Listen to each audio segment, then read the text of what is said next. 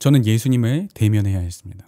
그동안 저는 마음이 괴로우면 회피할 때도 많았거든요. 유튜브를 보거나 드라마 보거나 영화 보거나 그렇게 했습니다. 이번에도 그렇게 해봤어요. 마음이 괴롭고 막 생각하기 싫으니까 유튜브를 켰습니다. 근데 마음이 너무 괴로우니까 유튜브 내용이 귀에 안 들어오는 거예요. 도저히 영상에 집중이 안 되는 거예요. 아무리 영상을 본다 한들 이 괴로운 마음이 치유되는 것은 아니었기 때문에 이 미디어가 저에게 아무런 의미를 주지 못했습니다. 빨리 아침이 돼서 하나님을 배워야 되겠다. 정말 기도하고 싶다.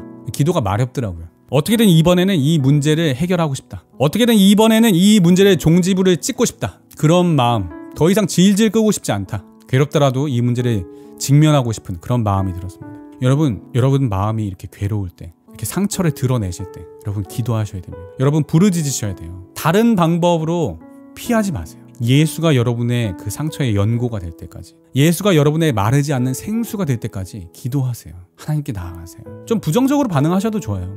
저도 그렇게 했습니다. 하나님, 나한테 왜 그러셨어요? 하나님, 제가 이렇게 상처받는데 왜 그때 가만히 계셨어요? 그때 어디 계셨어요? 그때 뭐 하고 계셨어요? 이렇게 투정도 부리면서 하나님께 그 감정을 다 쏟아내세요. 사마리아 여인도 그랬잖아요. 난 남편이 없나이다. 여인 입장에서는 문제를 드러내면 고통스럽죠. 회피하고 싶을 수도 있어요. 그냥 물동이를 다시 짊어지고 마을로 돌아갈 수도 있었어요. 그래도 회피하지 않았습니다. 예수님에게 쏘아붙일 망정 그 여인은 회피하지 않았어요. 그러니까 예수님의 반응이 내가 옳도다 그러셨잖아요. 여러분, 회피하지 않으시면 예수님께서 여러분의 마음을 만지시기 시작하십니다. 기도의 자리로 나아가세요. 그러면 예수님이 반드시 여러분의 그 상한 심령을 만지시고 고치십니다. 어떤 방식으로 어떤 사건을 통해서 떠오르게 하시고 또 상처를 드러내시고 치유하실지는 저도 모르지만 분명한 것은 여러분, 상처는 우리가 전혀 생각하지 못한 사건을 통해서 일어난 것일 수도 있어요.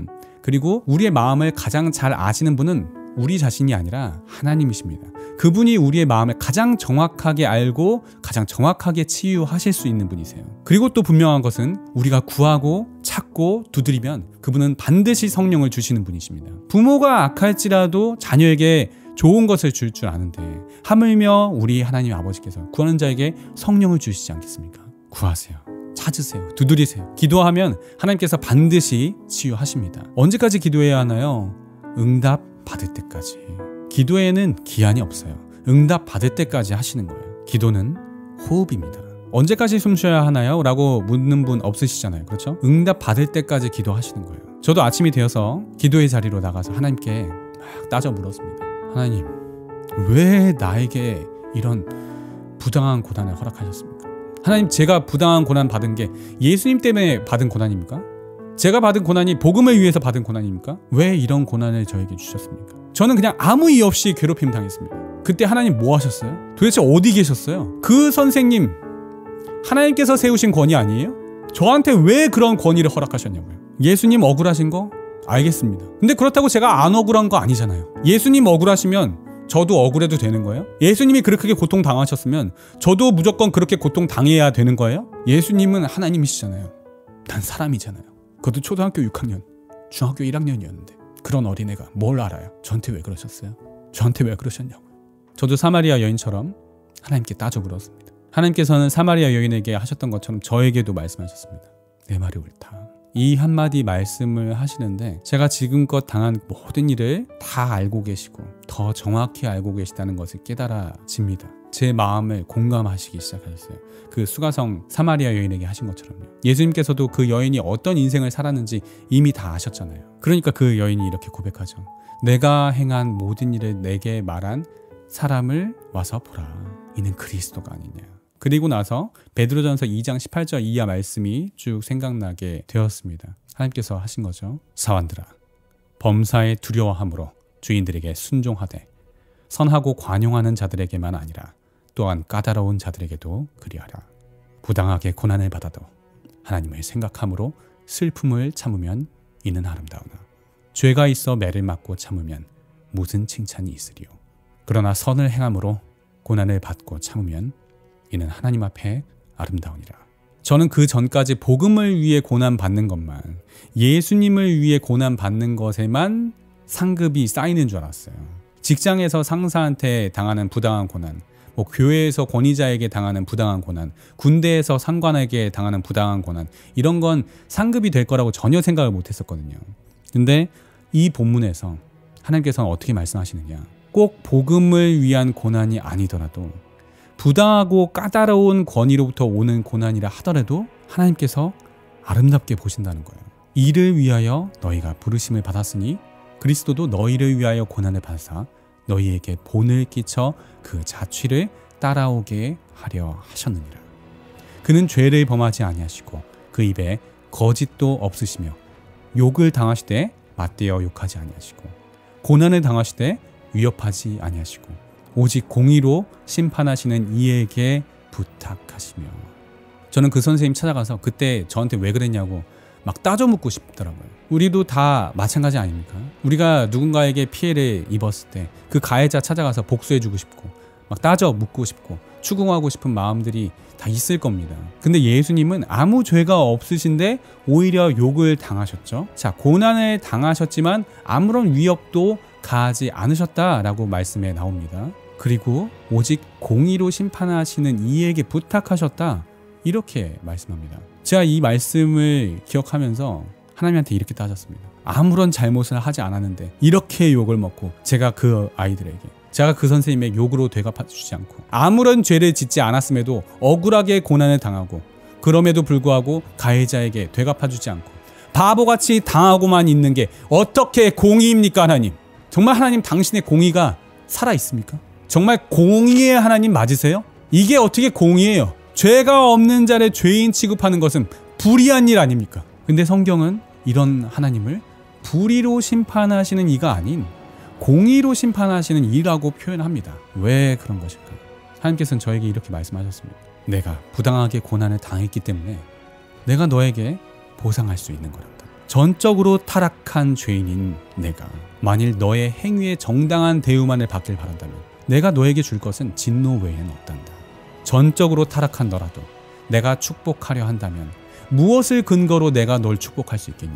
예수님이 가진 그 십자가의 고난에 동참함으로 그리스도의 본을 따르는 것을 축복의 근거로 삼을 수밖에 없단다. 나는 공의의 하나님이다. 나는 불의한 상태를 견딜 수 없단다. 나는 너의 부당한 대우를 차마 간과할 수 없으며 반드시 너를 축복하고 보상해야 직성이 풀리는 것이 나의 성품이다. 이제는 내가 부당한 고난을 당할 때마다, 피해를 당할 때마다 이것이 반드시 너의 상급이 되고 100배의 상급이 될 것을 믿음으로 바라보렴.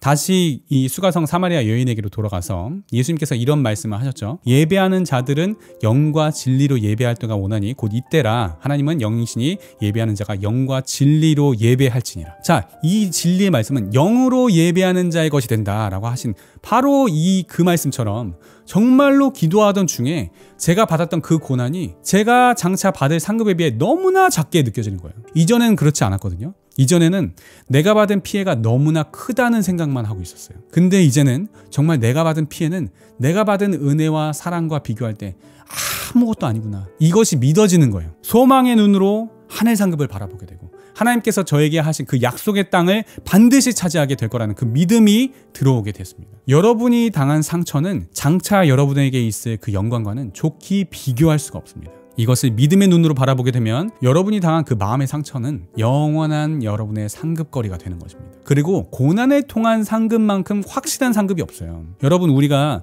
하나의 상급을 바라보면서 우리가 매일매일 살아가고 하나님 앞에 그 하루를 매일매일 쌓아가지만 그것이 정말 하나의 상급이 될지 안 될지는 확신할 수 없는 일들이 많습니다. 내가 지금 하고 있는 이것이 정말 순전히 성령으로만 하고 있는 것인지 아니면 나의 종교적인 의의로 하고 있는 것인지 분별이 되세요? 정말 하나님의 영광만을 위해서 하는 것인지 아니면 살짝 내 영광도 조금 숟가락 얹어서 하고 있는 것은 아닌지 분별이 되세요? 분별하기 어려우실걸요? 그리고 이 땅에서 사람들한테 칭찬받잖아요? 인정받고 영광받잖아요? 그렇게 되면 자기 상을 이미 다 받은 것입니다. 자, 반면에 가장 확실한 상급이 있죠. 그것은 십자가의 길입니다. 잘못하지 않았음에도 부당하게 고난을 받는 길입니다. 상급을 위해 일부러 고난을 만들어내는 사람은 아무도 없기 때문이죠. 부당하게 고난을 받더라도 하나님께서 하실 일을 믿음으로 바라보면서 공의의 하나님께 기도로 이 모든 것을 맡겨드림으로 하나님의 통치를 잠잠히 기다리는 것. 이것만큼 예수님의 십자가의 길을 따라가는 확실한 길이 없고 이것만큼 확실한 상급이 없습니다. 여러분, 제가 첫인상이 없다고 하는 건 사람을 못 믿는다든가 이런 건 모두 방어 기제입니다. 제가 스스로 상처를 덜 받기 위해서 마음의 벽을 치는 것이었죠. 그런데 여러분, 영과 진리로 예배하는 사람은 부당하게 고난을 받을 때 기뻐합니다. 부당하게 고난을 받는 것만큼 가장 확실한 보상이 보장된 상급도 없어요. 믿음의 눈으로 바라보면 지금 내가 당하는 그 잠깐의 고난이 아주 작게 보이고 장차 이후에 올 그 영광이 너무나 크게 보입니다. 이것이 영과 진리로 예배하는 자의 시선입니다. 부당하게 고난받는 것에 이제 기뻐하게 됩니다. 이제 더 이상 마음의 벽을 칠 필요가 없어요. 배신당하면 그것이 이제는 내 상급거리이기 때문입니다. 가장 확실한 상급거리이기 때문입니다. 이제는 하나님께서 하실 일이 너무나 분명하게 보입니다. 예수님의 그 십자가의 길이 당시에는 굉장히 부당하고 모욕적이고 견디기 힘든 고난이었지만 그것은 장차 오게 될 영광과는 좋게 비교할 것이 못 되는 것이죠. 마찬가지로 제가 초등학교 6학년이었을 때 그 경험은 물론 부당했죠. 하지만 하나님께서는 이 사건을 통해서라도 나의 인생을 보상하시고 나의 인생을 축복하셨습니다. 하나님은 공의의 하나님이세요. 반드시 갚으시는 분이십니다. 그리고 바로 이 순간이 이 모든 것이 저에게 진리로 받아들여지는 순간이었습니다.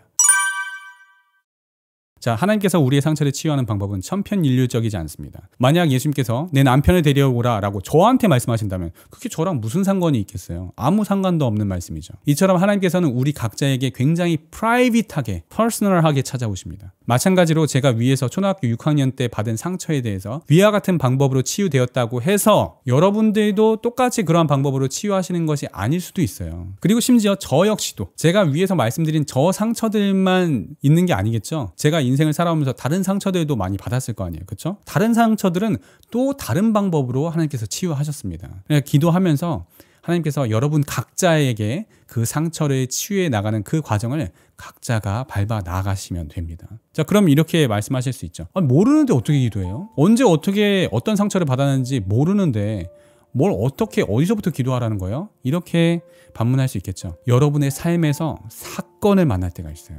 마음이 상하게 되는 사건, 누군가와 관계가 틀어졌다던가 정죄감을 받았다던가 사회생활을 할 때 학교에서, 군대에서, 학원에서, 교회에서, 직장에서 반복적으로 주변인들에게 듣는 부정적인 피드백이 있는데 그에 대해서 모두 동조한다던가 한다면 그것이 바로 기도할 타이밍입니다. 하나님께서 구하시는 제사는 상한 심령이라고 하셨어요. 상하고 통회하는 마음을 주님께서 멸시하지 않으신다라고 하셨습니다. 애통하는 자는 복이 있나니 그들이 위로를 받을 것이며